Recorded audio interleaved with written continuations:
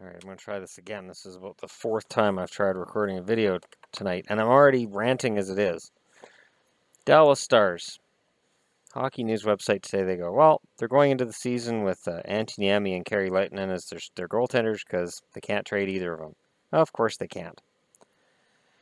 They wanted Ben Bishop, but they have to trade one of their goalies out. Of course they do, and of course they can't. There's nothing more frustrating for me right now as a fan of any team I cheer for than watching the goaltending situation in Dallas.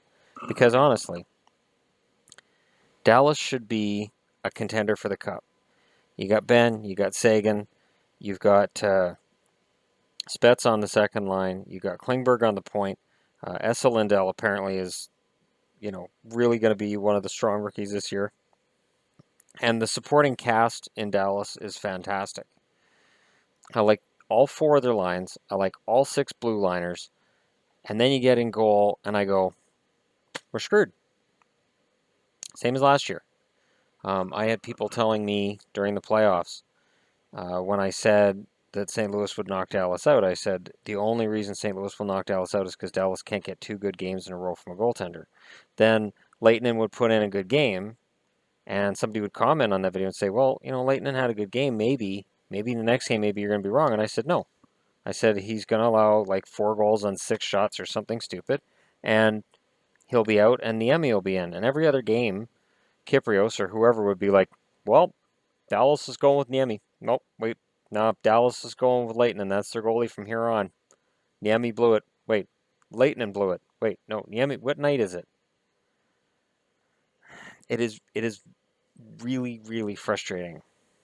Okay, it is like Pittsburgh has a good situation. Pittsburgh has the veteran goaltender in Fleury who can have a bounce back year, and they have Murray, their goaltender, for the next 15 years as the backup, and Tampa has Bishop, who's a fantastic goaltender that Dallas covets, but they can't get him because they're not going to have 3 goalies in that situation, and Dallas wouldn't want Niemi or Lehtonen. That's a question I would get every now and then. Do you think Tampa would touch one of them? Absolutely not.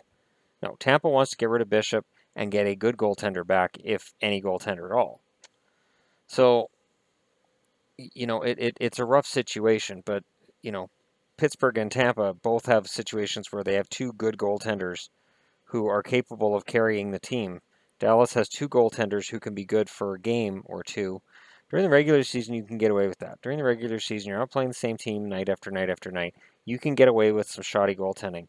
You can't get away from that, or get away with that during the playoffs. You can't. Because once a team has found a weakness, Felix Potvin, it was a glove side over the shoulder. When Potvin played in Vancouver, I would actually be saying out loud to the television, just put it right there, it'll go in. Just come on, guys, put it right, and then it'll go in right there. Once either a team or the league has a book on a goaltender, they're done. And in both Niemi and Lehtonen's case, they can get away with some shoddy plays during the regular season, and then in the playoffs, the team will just dissect them. And they're not consistent weaknesses. Like I said, they can have a good game. They just can't put together 2 in a row. So now Dallas is screwed. The other thing that was screwed up that I actually saw this today, and this is not hockey related, but it is. I'm going to rope hockey into this. I hate the shootout. I think the shootout is the stupidest thing in North American sports. I get that they don't want games to keep going past the 5-minute mark because they don't want players getting tired out. Oh, poor babies.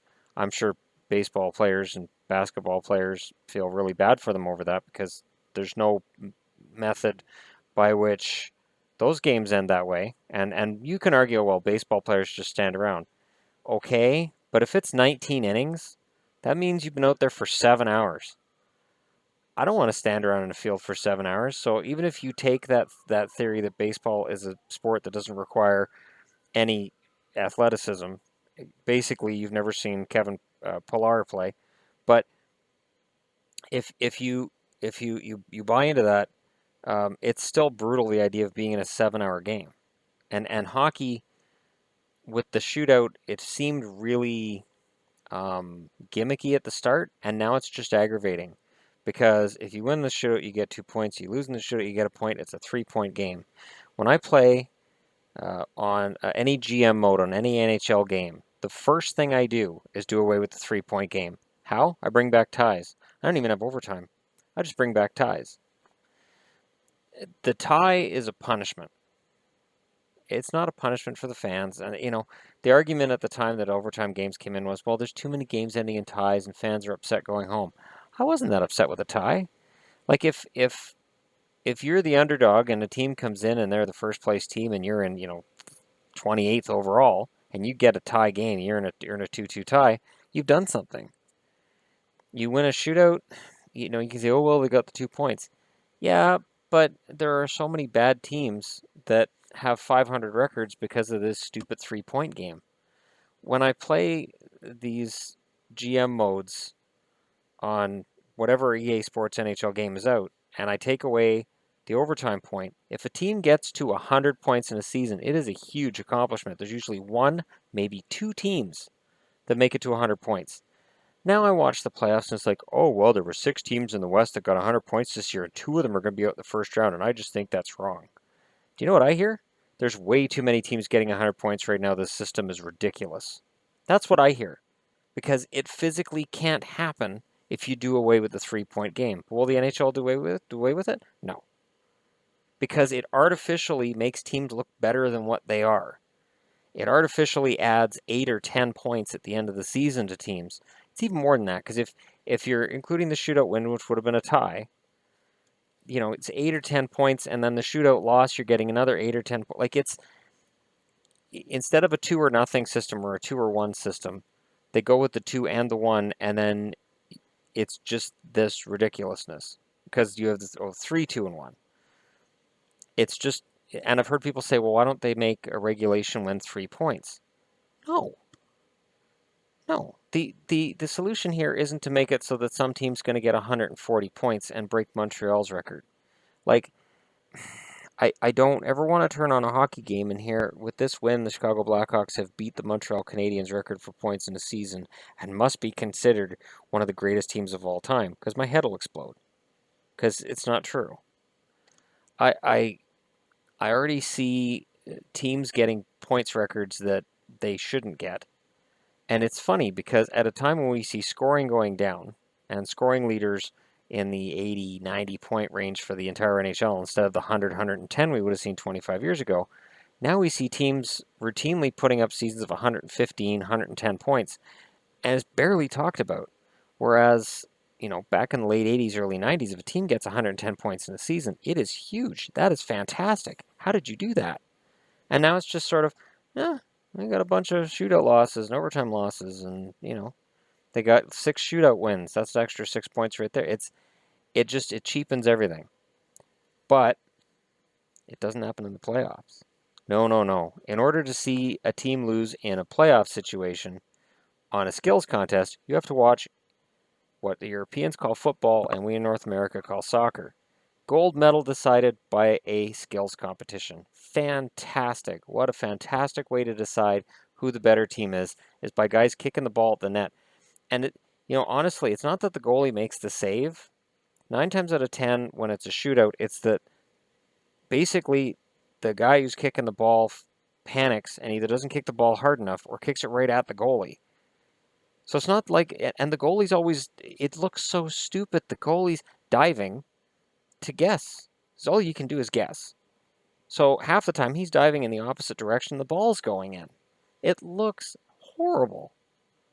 And I don't understand how that decides the better team. And I know it's a tradition in the sport. I know it's gone on for ages.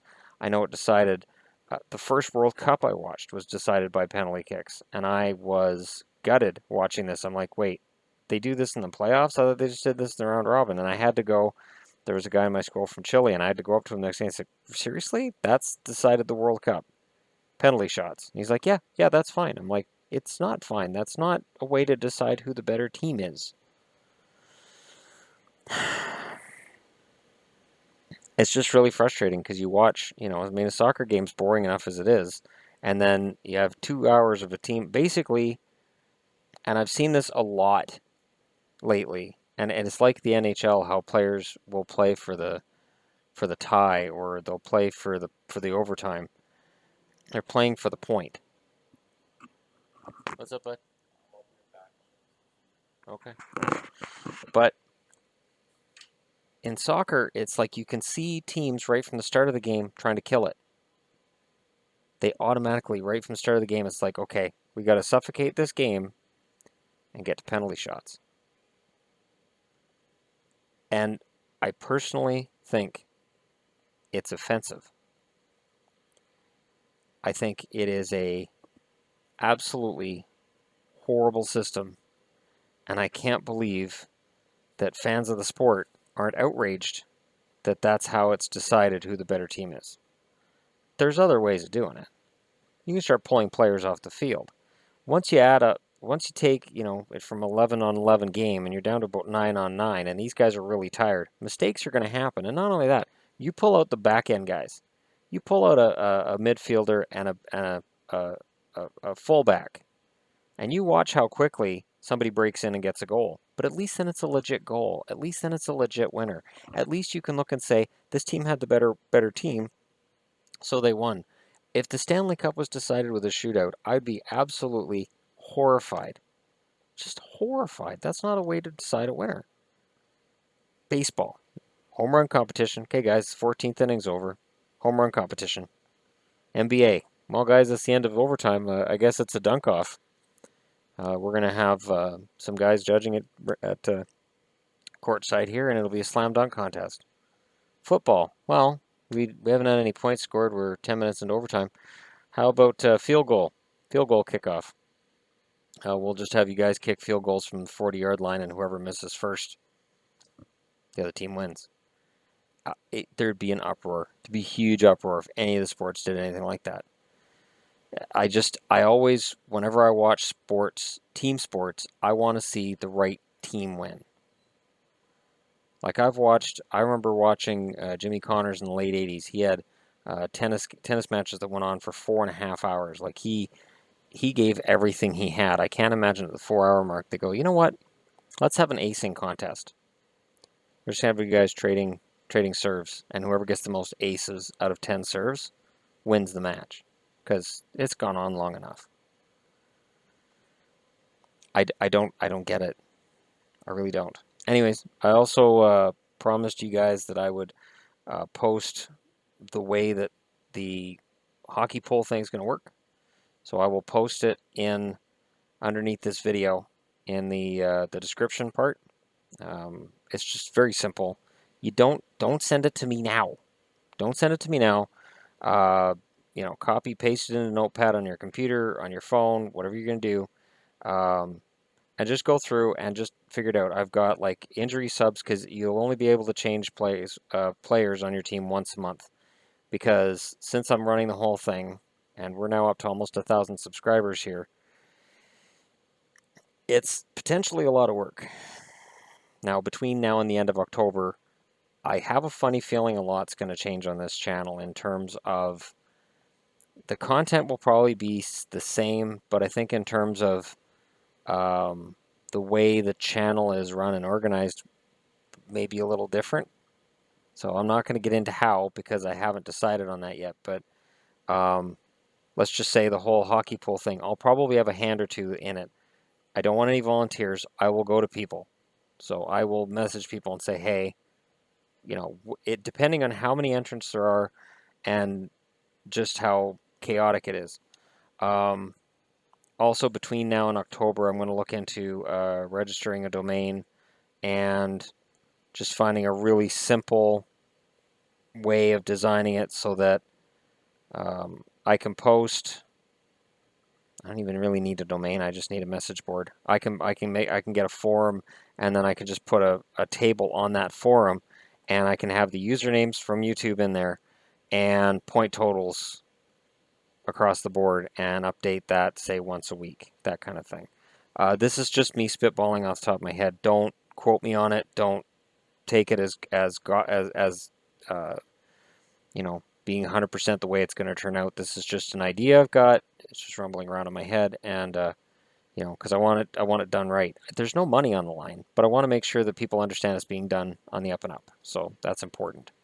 Anyways, for anybody who's new to the channel, I am going to run a hockey pool. It costs nothing. There's no real gambling involved. At the end of every month, I'll decide on some kind of a gift to hand out to the person who finishes first for the month. Depending on channel income, I could also see myself handing out to whoever's first overall. So let's say you win October, you might get 2. At the end of November, whoever's first for November gets 1, and then whoever's first overall gets 1. That's what I'm talking about. But again, it's just giveaways, which are completely above board. They're allowed on YouTube. I know of channels that do it all the time. They just say, make a comment in this section, answer this question, and whoever's right, I'm gonna, you win. And then the next video, they'll say the username and say, you won this giveaway. Message me with your details. And so this is all above board. There's nothing. I don't have to worry about the cops breaking my house down or YouTube tossing me. So we're good. Anyways, those are 3 unrelated topics. You have the Dallas goaltending situation, which is a schmozzle. You have the #1 sport in the world deciding that a skills competition is the best way of deciding a winner of the most important tournament that's going to happen until the next World Cup. And the World Cup can be decided that way. A Euro can be decided that way. It's insane. It's completely insane. And it is normal in the biggest sport in the world. Because just having a boring 120 minutes of watching guys almost do offense isn't enough. We're going to end up with a skills competition. That way, absolutely no skill as a team is shown the entire night. But congratulations on 2.9 billion viewers, or however many you get worldwide for some of this shit. It's ridiculous. All right, that's enough of a rant for me tonight. Yeah, for the hockey poll guys, I'm going to post the way that this is going to work. And like I said, it's once a month. When I say the injury subs are going to go in order, it means that if Spets is an injury sub and you want him in ahead of Tavares, if Tavares is an injury sub, make sure Spets is #1, Tavares is #2. I know that's not going to happen, though. I'm just using that as an example because that's how I'm going to sub them in. Because I don't want to end up with a bunch of messages like, hey, I know I have so-and-so at #2. I meant for them at #1. No. And the other thing is, I'm allowing for 10 injuries per team in any given month. So, because at the end of a month, you can trade out who's on your team, and you can pull guys out and put new injury subs in. I'm thinking 10 guys out of your team should be enough. If it's not, if you have more than 10 guys get hurt, that's it. Your team is jinxed. They're officially cursed, and I'm not allowing any further injury subs because there's been enough bloodshed. And I say that wearing a Kevin Bieksa t-shirt. He gets injured plenty. Don't put him in as one of your injury subs on the blue line. I'm telling you that right now, because he's good for about 15 to 20 games a year that he's going to miss with injury because of the way he plays and now his age as well. So, anyways, I'll get more into fantasy stuff later, like the fantasy hockey stuff. But for now, I'm just going to post how this is going to work. I was going to go out and do a video outside, but it got to 34 degrees today, and it's like, ugh. It's supposed to rain on Monday. If it rains on Monday, I'm going to pack my computer up after work, and I'm going to head probably to the river again, because if it's raining at all, people will probably stay home, because for some reason, even in Chilliwack, the rain bothers people. There's a forest fire burning not far from there, depending on which news report you watch. They're like, Ryder Lake, Cultus Lake, and I'm like, those are not the same lake. You make up your mind on which lake, because those are 2 different areas. And then one news report I read, they described where the fire was, and I looked directly at that fire, where it's supposed to be, and there was no smoke. So I'm like, okay, no. Either you're an old report and that fire's been put out, or you guys have your information wrong. Every mountain around here looks the same, apparently. I don't think it does, but apparently the news thinks it does. So, or it's just somebody in Vancouver's like, screw it, it's just Chilliwack, who cares? Anyways, thanks for watching. I will talk to you all again tomorrow. I put on a different thumbnail because I was messing around today, and I was like, all right, I want to see how this looks in videos. just to see what I can do in GIMP. Because GIMP is what a lot of people use. I don't like it. It almost does what Photoshop does, but not really. It's like we're giving you almost everything, but not quite. So I was trying to do all these effects I would do when I had Photoshop, and it was like it had let me do them. And then I'd look for other commands on how to do this and that with them, and nothing was there. And I'm like, oh, okay. Because I used to make really, really cool images in Photoshop. I still have some of them on my computer. I just can't use them as thumbnails for this because they're not hockey related. So how's a wrestling thumbnail going to work for my channel when my channel is not a wrestling channel? It's not going to work. Anyways, thanks for watching, and I'll talk to y'all again tomorrow.